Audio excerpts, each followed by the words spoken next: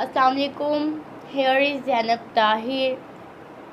I am here today to present an article related to pediatric malabsorption syndromes, authorized by Michelle M. Fitzek, MD, Don W. Thomas, MD.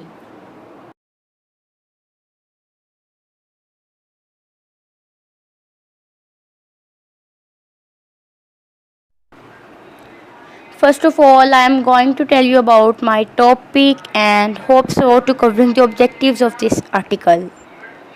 Malabsorption. What is malabsorption? Malabsorption is actually the inability of our body to absorb nutrients. Absorption क्या होती है? वैसे जो absorption होती है ना, जो भी कुछ हम खाते हैं, actually digestion process is also referred as absorption. यानी कि डिजेशन प्रोसेस जो मतलब हम लोग अपनी खुराक खाते हैं, जो खुराक हम लोग खाते हैं उसमें कुछ न्यूट्रिएंट्स होते हैं, हमारी डाइट में से कुछ न्यूट्रिएंट्स जो होते हैं वो जी स्मॉल यूनिट्स में कन्वर्ट होके हमारे जी पास आउट कर जाते हैं इंटेस्टाइन वॉल्स में से, और देन हमारे ब्लड स्ट्रीम में शामिल हो जाते हैं। और उससे क्या होता है कि हमारे जो बॉडी का हर सिंगल सेल है उसको उसकी रिक्वायर्ड एनर्जी, रिक्वायर्ड न्यूट्रिएंट मिल जाता है, उसको अब्जॉर्ब कर लेता है। यानी कि आमतौर पे जो डिजेस्टिव प्रोसेस है वो ये है कि आपकी न्यूट्रिएंट डाइट जो है वो उसको स्मॉल यूनिट्स में कन्वर्ट करना। जैसे कार्बोहाइड्रेट है तो वो ग्लूकोज में कन्वर्ट हो जाएगा, प्रोटीन्स हैं वो अमीनो एसिड्स में कन्वर्ट हो जाएंगे, फैटी एसिड्स हैं वो फैट्स हैं वो फैटी एसिड्स में कन्वर्ट हो जाएंगे। ठीक है, तो ये क्यों होगा? ये स्मॉल यूनिट्स में कन्वर्ट हो जाएगा ताकि जी इंटेस्टाइन की वॉल में से वो इजीली पास कर जाएं और आपके ब्लड स्ट्रीम में शामिल हो जाएं, ताकि आपके बॉडी के हर सिंगल सेल तक वो पहुंच सकें। लेकिन अगर खुदा ना खास्ता आपकी इंटेस्टिनल वॉल डैमेज हो जाती है किसी वायरल या बैक्टीरियल इन्फेक्शन की वजह से, तो डेफिनेटली उसमें कुछ ना कुछ तो चेंज आएगा, कोई ना कोई तब्दीली आएगी, कोई ना कोई असर होगा, कोई ना कोई नुकसान होगा। तो जी उसके रिज़ल्ट में क्या होगा कि जो डाइजेस्टेड सब्सटेंस है वो पास ही नहीं करेगा। जब वो आपके इंटेस्टिनल वॉल में से पास ही नहीं करेगा तो ब्लड सर्कुलेशन में ही नहीं जाएगा, और जब वो वहाँ ही नहीं जाएगा तो आपके बॉडी के किसी भी सेल को वो नहीं मिलेगा, और इसकी बजाय वो जो न्यूट्रिएंट्स होंगे वो भी आपकी बॉडी से एलिमिनेट हो जाएंगे थ्रू दिस टूल। कि जब हम लोग कुछ खुराक खाते हैं, अब देखो ना जितना कुछ हम खाते हैं वो सारा कुछ तो हमारी बॉडी को नहीं चाहिए होता, हमारी बॉडी को तो कुछ रिक्वायर्ड होता है, कुछ वेस्ट होता है। ठीक है, तो जो जिसको तो हमने वेस्ट कह दिया वो तो हमें पता है कि इसने सिक्रीट हो जाना है हमारी बॉडी से, लेकिन ये जो न्यूट्रिएंट्स थे ये हमारी बॉडी के लिए ज़रूरी थे, एनर्जी के लिए हमें ये चाहिए थे, ये ज़रूरी थे। लेकिन क्या हुआ कि जो हमारी इंटेस्टाइन वॉल थी वो जी डैमेज हो गई, जिस वजह से वो उसमें से पास ही नहीं कर सके। जब वो पास ही नहीं कर सके तो डेफिनेटली हमें कोई न्यूट्रिएंट्स ही नहीं मिले। तो जब न्यूट्रिएंट्स ही नहीं मिले, वो न्यूट्रिएंट्स कहाँ गए? वो हमारी बॉडी से एलिमिनेट हो गए, जैसे खाया वैसे ही बाहर। आप वो नहीं हैं जो आप खाते हैं, बल्कि आप वो हैं जो आपकी बॉडी एब्जॉर्ब करती है। क्योंकि जितना भी आप लोग खाते हैं वो सब तो आपकी बॉडी एब्जॉर्ब नहीं करती, सबका सब नहीं एब्जॉर्ब करती। आपकी बॉडी सिर्फ कुछ रिक्वायर्ड न्यूट्रिएंट्स को एब्जॉर्ब करती है, और अगर आपकी बॉडी रिक्वायर्ड न्यूट्रिएंट्स ही एब्जॉर्ब नहीं करेगी तो ये कोई अच्छी बात नहीं है आपके सेल्स के लिए, आपके मसल्स के लिए, आपके ब्रेन के लिए, आपके दूसरे बॉडी ऑर्गन्स के लिए। जो न्यूट्रिएंट्स हैं उनको डाइजेस्ट करने के डिफरेंट डाइजेस्टिव फेजेस होते हैं। ठीक है, तो लेकिन हम यहाँ पे जनरलाइज्ड बात करेंगे कि जो न्यूट्रिएंट एब्जॉर्प्शन है ये क्या है। जो न्यूट्रिएंट एब्जॉर्प्शन है ये सिर्फ दो चीज़ों पर डिपेंड करती है, सिर्फ दो चीज़ों पे, एक आपकी हिपेटोबाइलरी सेक्रेटरी फंक्शंस पर और दूसरा आपके पैंक्रियाटिक फंक्शंस पर। अब एक एक करके हम देखते हैं कि ये दोनों क्या हैं। जो हेपेटोबाइलरी सेक्रेटरी फंक्शन है, सबसे पहले हम इसको देखते हैं कि ये क्या है। जो आपका लीवर होता है, लीवर एक कॉम्प्लेक्स सेक्रेटरी प्रोडक्ट प्रोड्यूस करता है जिसे हम बाइल कहते हैं, और बाइल के फंक्शन को हम हिपेटोबाइलरी फंक्शंस कहते हैं। ठीक है, जो बाइल के फंक्शंस है ना वो हिपेटोबाइलरी फंक्शंस कहलाते हैं। अब उसके फंक्शंस क्या हैं? बाइल के सिर्फ दो ही मेन फंक्शंस हैं। एक उसने आपकी बॉडी के एंडोजीनस और एक्सोजीनस वेस्ट को एलिमिनेट करना होता है, जैसे बिलिरुबिन हो गया, कोलेस्ट्रॉल हो गया, उसको आपकी बॉडी से उसने रिमूव करना होता है। और दूसरा इसका अहम फंक्शन ये है कि बाइल ने आपकी डाइजेशन को प्रमोट करना है और आपके लिपिड की एब्जॉर्प्शन को उसने प्रमोट करना है। जो पैंक्रियाटिक फंक्शंस हैं, पैंक्रियाटिक फंक्शंस, अब जो एक हेल्दी पैंक्रियाज होता है उसमें क्या होता है कि जो केमिकल्स हैं वो करेक्ट और प्रॉपर क्वांटिटी में राइट टाइम पर प्रोड्यूस हो रहे होते हैं, ताकि जो भी कुछ हम लोग खाते हैं वो इजीली डाइजेस्ट हो सकें। अब इस फंक्शन की दो कैटेगरीज हैं। जो पैंक्रियाटिक फंक्शन है ये दो तरह का है, यानी कि एक एक्सोक्राइन फंक्शंस होते हैं और एक इसके एंडोक्राइन पैंक्रियाटिक फंक्शंस होते हैं। दो तरह के फंक्शंस होते हैं। अब हम बारी बारी देखते हैं ये दोनों। जो एक्सोक्राइन फंक्शंस होते हैं ना, वो आपके पैंक्रियाज में एक्सोक्राइन ग्लैंड्स होते हैं। कुछ ग्लैंड्स होते हैं जो कुछ एंजाइम्स प्रोड्यूस करते हैं। आपके पैंक्रियाज में कुछ एक्सोक्राइन ग्लैंड्स होते हैं, वो क्या करते हैं कि फूड डाइजेशन के लिए पैंक्रियाटिक डक्ट तैयार करते हैं। जैसे प्रोटीन डाइजेस्ट करने के लिए ट्रिप्सिन और कीमोट्रिप्सिन एंजाइम्स रिक्वायर्ड होते हैं। कार्बोहाइड्रेट की डाइजेशन के लिए अमाइलेज एंजाइम रिक्वायर्ड होता है और फैट्स को तोड़ने के लिए लाइपेज एंजाइम चाहिए होता है। जब भी खाना पेट में दाखिल होता है तो एक पैंक्रियाटिक जूस रिलीज होता है, जो पैंक्रियाटिक डक्ट में से गुजरने के बाद स्मॉल इंटेस्टाइन के एक हिस्से डिओडिनम में पहुंच जाता है। अब जब खाना वहां से गुजरकर पैंक्रियाज में से गुजरकर डिओडिनम में आ गया तो वहां पर भी फूड की प्रेजेंस से क्या होता है, एक डाइजेस्टिव जूस सिक्रीट होता है। उस जूस ने भी क्या करना है, कार्बोहाइड्रेट, फैट्स और प्रोटीन्स के डाइजेशन में हेल्प करनी है। ये था जी आपका एक्सोक्राइन फंक्शन।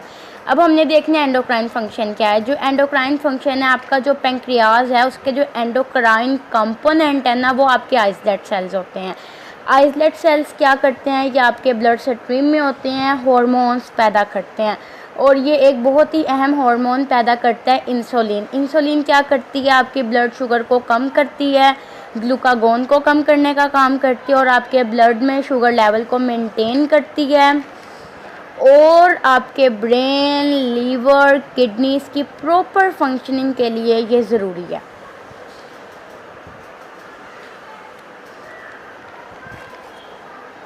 जो आपकी गैस्ट्रोइंटेस्टिनल डिसफंक्शनिंग है ना, ये लिंक करती है possible cause of failure of thrive से। अब ये फेलियर ऑफ थ्राइव क्या चीज़ है, जब कमज़ोरी के बाइस आपका जिस्म डाइट में से न्यूट्रिएंट को एब्जॉर्ब ना कर सके, ये है जी आपका फेलियर ऑफ थ्राइव। जो रिसेंटली इसके लिए टर्म यूज़ होती है वो है फॉल्टरिंग वेट। ये टर्म प्री डाइटरी के लिए ही इस्तेमाल होती है और इसकी सेंस हमेशा रेफ़र करेगी इल थ्रिफ्ट को, जो इंडिकेट करती है इनसफिशेंट वेट गेन को, यानी कि वेट लॉस होता है, इनसफिशेंट वेट गेन होता है, यानी कि जितना वेट रिक्वायर्ड होता है वो इनसफिशेंट वेट गेन होता है आपका, यानी कि जितना आपको रिक्वायर्ड होता है वो इनसफिशेंट होता है, वो कमी होती है आपके वेट में। ठीक है, यानी कि इसके पॉसिबल कॉजेज़, जिस्म की कमज़ोरी के पॉसिबल कॉजेज़ ये डिपेंड करते हैं। कोई मेडिकल प्रॉब्लम हो सकती है, कोई चाइल्ड का एनवायरनमेंट फैक्टर आ जाता है, जीन्स में मसला हो सकता है, कुछ बॉडी ऑर्गन्स में प्रॉब्लम हो सकती है, कुछ गैस्ट्रोइंटेस्टिनल प्रॉब्लम्स हो जाती हैं एंजाइम्स की कमी की वजह से, जो बॉडी को न्यूट्रिएंट एब्जॉर्ब करने के लिए कमज़ोर कर देती हैं। ठीक है, तो अगर हम अपने न्यूट्रिएंट एब्जॉर्प्शन पे ही रहें तो ये जो प्रोसेस है ये 4 फेजेस पे कैटेगराइज होता है। अगर इसमें कमी होगी तो मैल एब्जॉर्प्शन सिंड्रोम हो जाएगा। तो पहले हम देख लें कि ये प्रोसेस क्या होता है, फिर आगे हम जो मेरा आर्टिकल है इसका मकसद क्या है, इसके ऑब्जेक्टिव्स क्या हैं, इसके पीछे अभी मैं सिर्फ बेस बना रही हूँ। जो न्यूट्रिशन एब्जॉर्प्शन का प्रोसेस है ये 4 फेजेस में कैटेगराइज होता है। Intraluminal, mucosal, venous, lymphatic transport phase. Intraluminal phase में क्या होता है, इंट्रालुमिनल फेज़ जो है ये आपका फैट एब्जॉर्प्शन फेज़ है। इसमें ट्राइग्लिसराइड रिच लिपोप्रोटीन इन्वेस्टिगेट होते हैं, सिक्रीट होते हैं, फॉर्मेट होते हैं। इसके अंदर काइलोमाइक्रोन्स फॉर्मेशन होती है और इसमें केमिकल हाइड्रोलिसिस होती है आपके lipolytic products of bile acids. ठीक है, और इसमें बहुत से biochemical, ultra structural and morphological changes भी आते हैं। अब हम देखते हैं म्यूकोजल फेज क्या होता है। जो आपका बेसिक लुमिनल फेज है ना, ये आपकी वो स्टेज है in which dietary fats and proteins, carbohydrates are hydrolyzed. and also solubilized by secreted digested enzymes and bile. जो आपकी म्यूकोजल फेज है ना, ये रिलाई करती है, ये रिलाइज करती है किस पे, integrity of the brush border membrane of intestinal epithelial cells to transport that digested products from lumen to into the cells, from lumen into the cells. Lumen कहते हैं बॉडी कैविटी को। जो वीनस है ना, वेनस सिस्टम में, venous phase में क्या होता है, आपकी जो वेन्स है उनकी इन्हांसमेंट होती है और एंटीग्रेड ऑफ हेपाटिक वेन्स होती है। जो लिम्फेटिक ट्रांसपोर्ट फेज़ है, इसमें ये फोर्थ और इम्पोर्टेंट फेज़ है। इसमें क्या होता है, लिम्फेटिक्स जो हैं ये एक इसेंशियल ट्रांसपोर्ट परफॉर्म करते हैं और immune cells regulatory functions provide करते हैं और मेंटेन करते हैं होम्योस्टेसिस को गैस्ट्रोइंटेस्टिनल ट्रैक्ट में। जो लिम्फेटिक्स हैं ये इसेंशियल होते हैं एलुसिडेटिंग कंट्रीब्यूशन में, ताकि जो हमारे कॉन्टिनेंटल और acquired form of gastrointestinal pathology है ना, उसके लिए ये इसेंशियल होते हैं। मैलएब्जॉर्प्शन जो है नॉर्मली अकर करती है कॉमन चाइल्ड में for a day or two during severe cases of stomach and intestinal flu. It rarely lasts much longer since the surface of the intestine heals quickly without significant damage. In these cases, malabsorption is no cause for concern.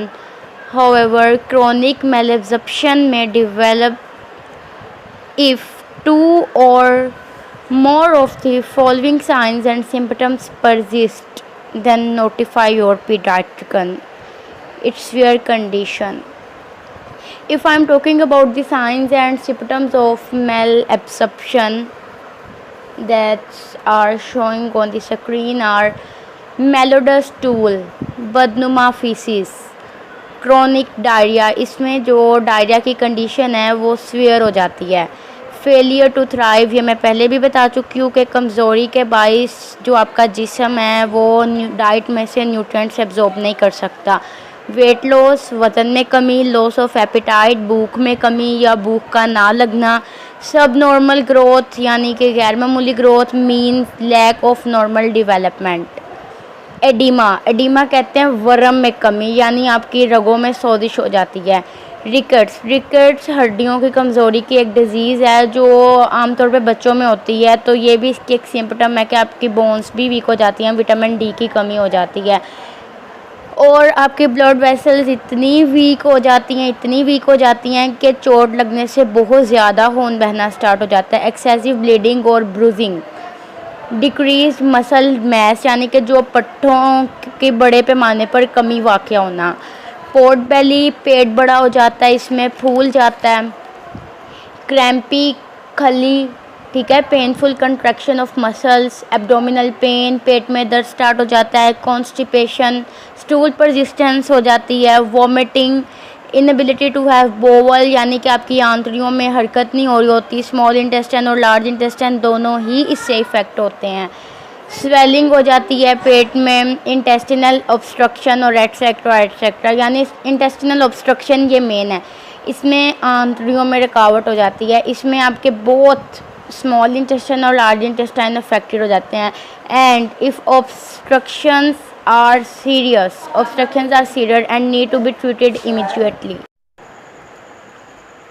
These symptoms can cause post gastrectomy यानी कि मैदा निकालने का अमल, या ये मतलब ना surgery होती है अफेक्टेड पार्ट की।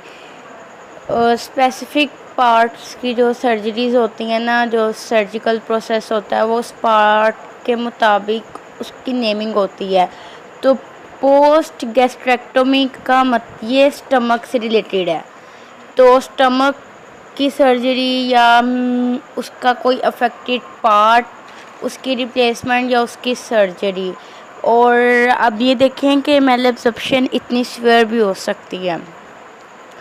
और दूसरी इसकी जो मतलब नुकसान है या ये क्या चीज़ कॉज कर सकता है, ये पेंक्रियाटिक लाइपेज एंजाइम की डेफिशिएंसी हो सकती है या उसकी इनएक्टिवेशन हो सकती है। एक्सोक्राइन पेंक्रियाटिक इनसफिशेंसी यानी कि एक्सोक्राइन ग्लैंड्स की कमी हो सकती है। क्रोनिक पैंक्रियाटिटिस यानी पैंक्रियाज में स्वेलिंग हो सकती है, ये बहुत सीवियर हो सकता है। सिस्टिक फिब्रोसिस, अंबानी कैफियत। सिस्टिक फिब्रोसिस जो है ना, ये सीवियर डैमेज होता है लंग्स का, डाइजेस्टिव सिस्टम का और दूसरे बॉडी ऑर्गन्स का। It directly affects the cell produces mucus, sweat and digestive juices. और इसका सबसे बड़ा जो कॉज है वो है pancreatic insufficiency, means pancreas does not make enough enzyme the body uses to digest food. Lactose intolerance हो सकती है, यानी कि people with lactose intolerance are unable to fully digest the sugar. Lactose, जो लैक्टोज है वो एक शुगर है, और अगर लैक्टोज इंटॉलरेंस हो जाएगी तो जो लोग हैं वो अनेबल हो जाएंगे, मतलब वो इस काबिल ही नहीं रहेंगे कि जो दूध के अंदर लैक्टोज शुगर मौजूद है वो उसे ही डाइजेस्ट कर सकें। और आपको पता है कि मिल्क हमारे लिए कितना बेनिफिशियल है, हमारी हेल्थ के लिए, हमारी बोन्स के लिए। इसकी सबसे बड़ी जो कॉज है वो है सीलिएक डिज़ीज़। ये एक डिज़ीज़ है, मर्ज़ शकम कहते हैं इसको उर्दू में। और इसके अंदर क्या होता है, ये मेल एब्जॉर्प्शन के सारे साइंस इसमें मतलब शो होते हैं पेशेंट पे, और पेशेंट को डायरिया भी इंक्लूड है इसमें। और स्टेटोरिया ये एक नई टर्म है, ये वेट लॉस से रिलेटेड है, उसी को रेफ़र करती है। इसमें मतलब फैटी फीसिस होता है, और ये ग्रोथ फेलियर इन चिल्ड्रन। इसके बाद एक डिज़ीज़ है क्रोहन डिज़ीज़।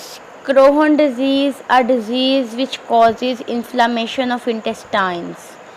स्क्लेरोडीमा, ये जल्द की बीमारी होती है। डर्मेटोस्क्लेरोसिस, स्क्लेरोडीमा बेसिक एक ऑटो इम्यून डिज़ीज़ है जो आपके ब्लड वेसल्स और आपके कनेक्टिव टिश्यूज़ को डैमेज करती है, उनको इफ़ेक्ट करती है। और इसमें आपके कनेक्टिव टिश्यूज़ जो हैं, फिब्रस कनेक्टिव टिश्यूज़, वो आपकी स्किन में डिपॉजिट होना शुरू हो जाते हैं। एम्लोइडोसिस, ये भी एक डिज़ीज़ है। अमाइलोइडोसिस, ये वो डिसऑर्डर है जिसमें आपके ऑर्गन्स और आपके टिश्यूज़ में अमाइलॉइड डिपॉजिट होना स्टार्ट हो जाता है। और लिम्फोमा, और ये सबसे ज़्यादा ख़तरनाक डिज़ीज़ है। ये ब्लड कैंसर की एक टाइप है जो आपके वाइट ब्लड सेल्स की ग्रोथ को आउट ऑफ कंट्रोल कर देती है, और इससे आपकी बॉडी को डैमेज होगा। Because excess of everything is bad. Different nutrients have different digestive phases. Digestion of fatty acids देखते हैं क्या है। इसमें सिर्फ 5 से 6 बातें हैं, ठीक है। पैंक्रियाटिक सिक्रेशन और हिपैटोपाइलरी सिक्रेशन, जैसे कि मैं ऑलरेडी बता चुकी हूँ, बस वही है इसमें, ठीक है जी। कि जो भी मैंने एंजाइम्स बताया, exocrine glands, endocrine glands, enzymes और बाइल का फंक्शन, वो सारा कुछ, ठीक है। फैटी एसिड की डाइजेशन के लिए ये चीज़ें ज़रूरी हैं। तो केमिकल्स, एंजाइम्स अपने करेक्ट क्वांटिटी में, राइट टाइम में जो फूड के साथ मिक्स होकर फैट की डाइजेशन कर देंगे, तो ये है बस। इस इंट्रालुमिनल फेस में क्या होगा कि फैट्स टूटकर छोटे छोटे पैकेट्स, डाइटरी पैकेट्स में कन्वर्ट हो जाएंगे, और उन पैकेट्स को हम मिसल्स कहते हैं, जो कि पैंक्रियाटिक एंजाइम को फैसिलिटेट करेंगे ताकि वो इजीली मिक्स हो जाएं और फैट्स अच्छे से डाइजेस्ट हो जाएं। इंट्रालुमिनल का वर्ड यहाँ पर साथ साथ इसलिए है क्योंकि ये इंट्रालुमिनल फेज़ है जो सारे का सारा फैट्स का डाइजेशन फेज़ है। डाइटरी पैकेट्स बनने के बाद जो वो फैट्स के जो ब्रेक हो चुके हैं पीसेस, फैट्स हैं, वो ब्रेक होकर फैटी एसिड्स में कन्वर्ट हो जाते हैं। तो वो जो फैटी एसिड पैकेट्स हैं, डाइटरी पैकेट्स हैं, वो एब्सॉर्ब्ड होंगे, वो अगेन रीपैक्ड होंगे, और इस रीपैकिंग के बाद वो डाइटरी फैट्स काइलोमाइक्रोन्स बन जाएंगे।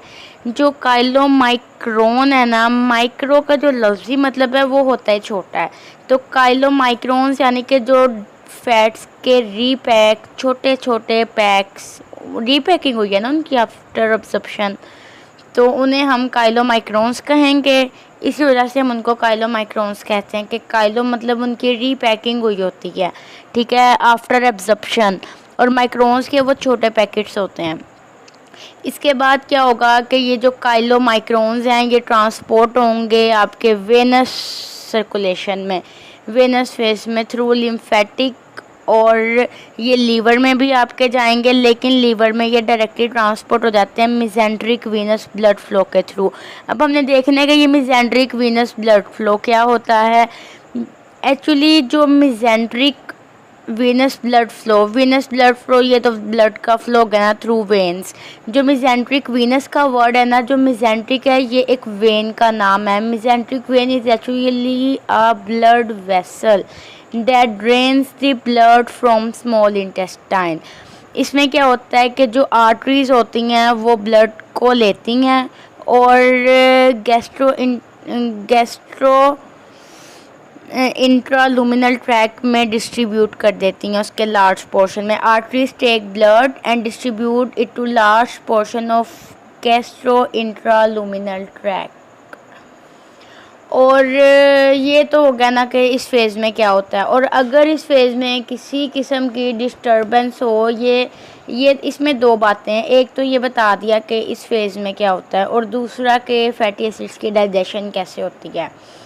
अगर इस फेज़ में किसी किस्म की डिस्टर्बेंस होती है तो उससे पैंक्रियाटिक इनसफिशेंसी हो सकती है। सिस्टिक फिब्रोसिस की वजह से हिपैटोबाइलरी फंक्शन डिस्टर्ब हो सकता है, और जब ये फंक्शन में डिस्टर्बेंस आएगी तो it can also cause biliary atresia. Biliary atresia is a condition in which the bile ducts outside and inside both the liver are scarred, and the damage lead to the blockage of your liver, scarring loss of liver tissue. Different food items have different sites of maximal absorption depends upon their digestive phases. For example, some items and their sites of maximal absorption are displaying on the screen. Proteins mostly absorb in jejunum and ileum, that are the parts of small intestine. Actually, the nutrients absorbed by the body has 5 components. Chewing, the introduction of enzymes into your mouth. Second component is churning and mixing with acid, for example like gastric juice in your stomach, that is present in your stomach. Third component is contact and absorption in small intestine. It is said right if I say small intestine is the nutrient absorption center. Actually, the small intestine is the nutrient absorption center. Fourth component is of the nutrient center into the blood stream, and finally the carrier proteins brings nutrients into your cells. But the journey is much more complex and interesting. A lot goes on behind the scenes to get the good stuff into your meal to enter the bloodstream. To sustain your body, your food needs to be broken down into usable pieces like carbohydrates broken into glucose, fats broken into fatty acids, and proteins into amino acids. The vitamins and minerals in food needs to be extracted too. That's what your digestive system does. Digestion continues in the stomach where powerful acids disassembles food further. If I talk about treatment and detection of malabsorption, some tests are required. When a child suffers from malnutrition, malabsorption is just one of the possible causes. She might be undernourished because she is not getting enough of the right types of food, or she has some digestive problems. Before prescribing a treatment, the pediatrician must determine the cause. This can be done in one or more ways. You may be asked to list the amount and type of food your child eats. The pediatrician may test the child's ability to digest and absorb specific nutrients. For example, the doctor might have her drink a solution of milk sugar, lactose, and then measure of level of hydrogen in her breath afterward. This is known as breath hydrogen test. The another way, the pediatrician may collect and analyze stool samples during stool examination. It is common to see undigested food in the stools of healthy infants and young children. In a healthy people, only a small amount of the fat consumed each day is lost through stool. But if too much fat is found in the stool, it is an indication of malabsorption. Collection of sweat from the skin called a sweat test may be performed to see if cystic fibrosis is present or not. In this disease, the body produces insufficient amounts of certain enzymes necessary for proper digestion and an abnormality in the sweat. In some cases, the pediatrician might request that a pediatric gastroenterologist obtain a biopsy from the wall of small intestine and have it examined under the microscope for signs of infection, inflammation, or any other injury. Some more blood tests, screening tests are also essential for diagnosis, like inflammatory bowel test, immunoglobulin A level and celiac panel test, cystic fibrosis DNA mutation testing, vitamin level test, vitamin B12 folate test, fat soluble vitamin levels test. Quantitative fecal fat assessment is the best method of generalized detecting malabsorption. These all tests are performed before any treatment is begun. Through a seriously sick child might be hospitalized in order to receive special feedings while her problem is being evaluated. Once the physician is sure the problem is malabsorption, she will try to identify a specific reason for its presence. When the reason is infection, the treatment will usually include antibiotics, but if malabsorption occurs because the intestine is too active, certain medications may be used to counteract this so that there is time for the nutrient to be absorbed. Sometimes there is no clear cause for the problem. In this case, the diet may be changed to include foods or special nutritional formulas that are more easily tolerated and absorbed. That's all my presentation. Thank you.